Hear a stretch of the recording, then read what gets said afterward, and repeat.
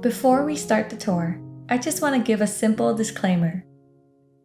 I am not here to brag about what I have or send the message that you have to be wealthy in order to be happy.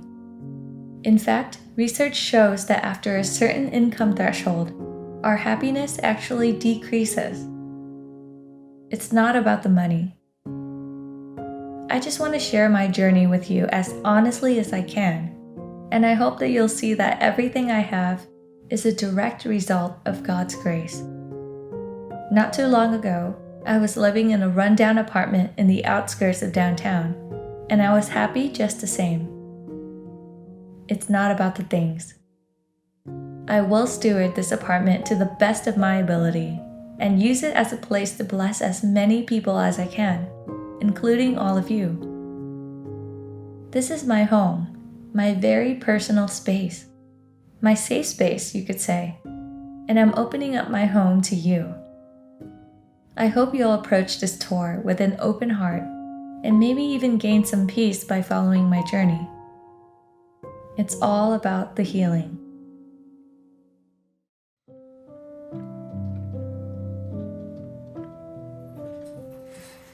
From the master bedroom, you get a cinematic view of the city during all hours of the day. But I especially love the dawn, when there are a few cars on the road and people are just starting to wake up and go to work.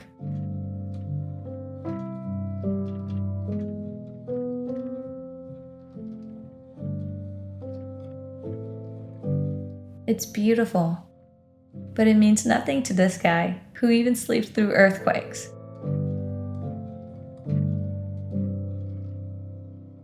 On this end of the bedroom, I plan to have a platform bed, bedside lamps, maybe a little tree over here, and paint something creative on the walls just so it won't look too plain. On this end, I want to have a dresser, a mirror, and a cute clothing rack so I don't have to hang stuff behind the door anymore. One thing I can't get over about this home is the sheer amount of closet space.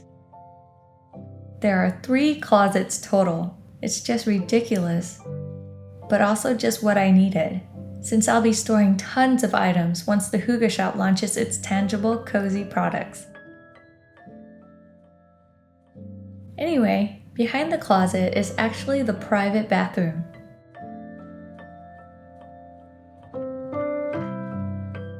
I plan to decorate it with a beautiful storage shelf for my towels, and maybe paint something for this empty space up here.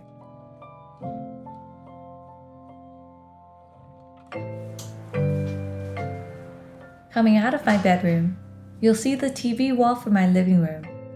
I'll be installing a modern credenza, a TV for John, and some wabi-sabi inspired decor. This side of my living room will be the sectional sofa, coffee table, and perhaps the defining piece of the entire living room, a large cathedral-like mirror. I can already envision my kids playing in front of this mirror. It's going to be so fun. Now let's take you over to the kitchen. I love my morning matcha routine in this open kitchen. For the exact recipe of my favorite cozy matcha latte, head on over to the Hygge shop's YouTube channel. Yep, it now has its own channel, where I'll be uploading all my favorite cozy recipes, routines, and DIYs, so please show your support by subscribing to the channel and go enjoy the very first video. After I make my matcha latte, I always walk over to this window and check out what the city is up to. I will never get tired of this view. It'll be even better when the breakfast table arrives. Then my future family can sit here every morning and enjoy this beautiful view over breakfast.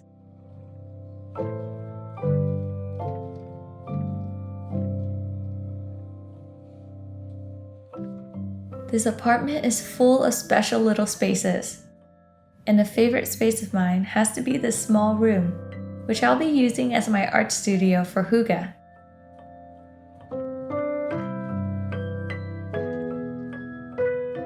I'm planning to install floor-to-ceiling shelves for my pottery pieces over here, as well as on this half of the wall, and a modern minimalist type of desk underneath.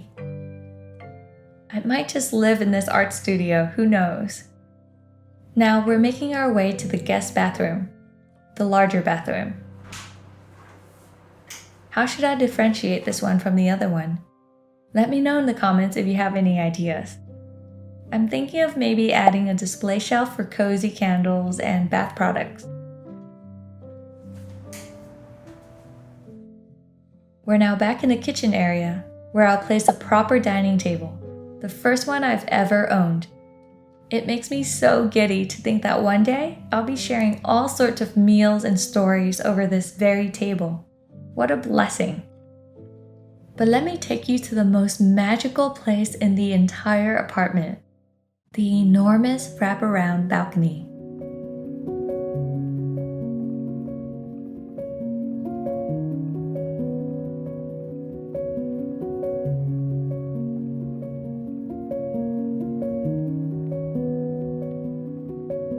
A balcony like this is almost unheard of in downtown. I can't believe such a thing exists, and I can't wait to fill it with all sorts of plants and veggies.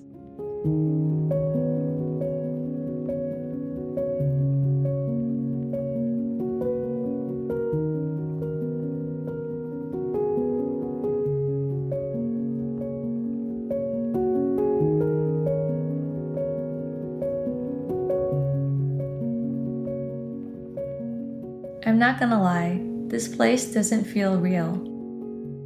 It's like I'm living in a dream, where I'm house sitting for someone else. I don't know how to explain it, but I guess I just never thought I'd be able to live in such a place. While I do feel extremely grateful, I also feel guilty.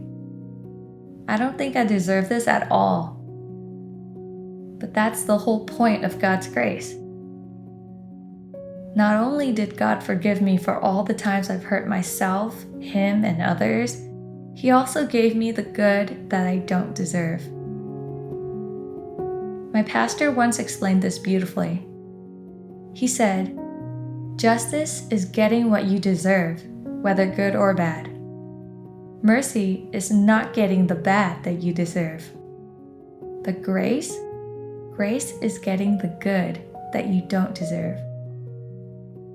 And as I take a look at the abundance before me, all I can see is God's profound grace.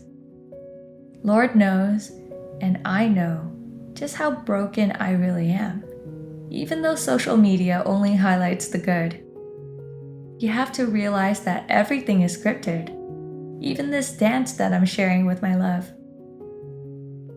But through all my bad days and shortcomings, God still entrusted me with these tremendous blessings. And each day that I wake up here, I'm reminded that it's not about me. It was never about me, but about what He wants to do with my life and what He wants to do with yours.